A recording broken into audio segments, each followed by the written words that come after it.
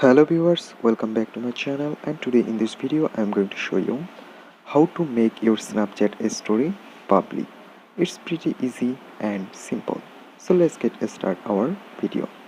So guys, first of all you need to launch on your Snapchat application. After that you need to tap on this Bitmoji icon on the top left corner. There you can see Bitmoji icon. Just tap it. And now you need to tap on settings on the top right corner, and now you need to scroll down, and after that you can find view my story. There have a option view my story. Just tap on this, and then there have a option on the top everyone. That's it. Now your Snapchat story is public or can see everyone. So hope this video can help you. Don't forget to like and subscribe my channel. Thank you everyone for watching this.